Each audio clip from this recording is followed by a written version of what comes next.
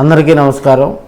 మనకి ప్రకాశం జిల్లా ZP chairman పదవి కూడా తెలుగుదేశం పార్టీ కైవసం చేసేందుకు కూడా చివరి వరకు కూడా ప్రయత్నాలు చేస్తున్నట్టుగా కూడా తెలుస్తుంది.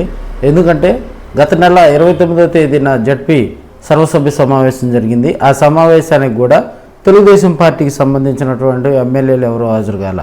అంటే మనకి ఉమ్మడి ప్రకాశం జిల్లాలో కూడా 10 స్థానాల్లో తెలుగుదేశం పార్టీ విజయకేతనం ఎగరవేసినప్పటికీ కూడా లాస్ట్ 2 స్థానాలు మాత్రమే తెలుగుదేశం పార్టీ ఓటమి చవి చూడాల్సి వచ్చింది.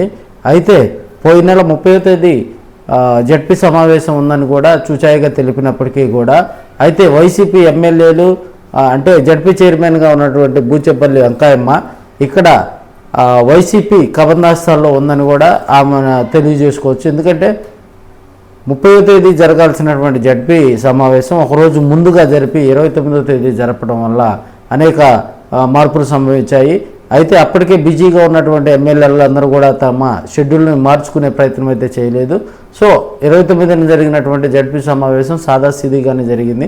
ఎవరు కూడా ఎమ్మెల్యేలు కానీ మంత్రులు కానీ కలెక్టర్ కూడా ఎవరు కూడా హాజరు కాని పరిస్థితి అయితే మనం చూసాం.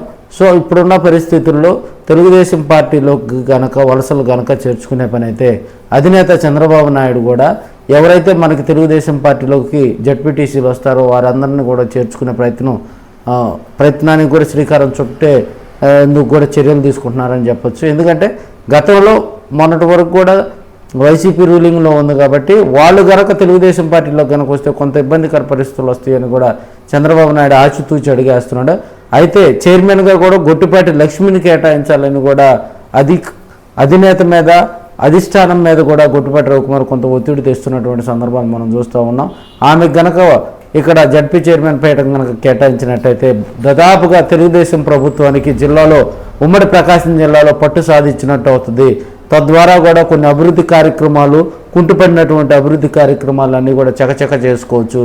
జడ్పీలో ఉన్నటువంటి నిధులన్నీ కూడా తెచ్చుకొని గ్రామాలు స్కూల్స్ ఇవన్నీ కూడా మనం చేసుకోవచ్చు అని కూడా మనం తెలియజేసుకుంటూ ఆ వైపుగా కూడా అధిష్టానం దృష్టి కూడా గొట్టిపాటి రవికుమార్ తన అన్న కుమార్తె అయినటువంటి గొట్టిపాటి లక్ష్మిని ఎట్టకేలకు జడ్పీ చైర్మన్ పీఠంపై కూర్చోబెట్టే విధంగా కూడా చర్యలు తీసుకున్నట్టుగా కూడా తెలుస్తుంది.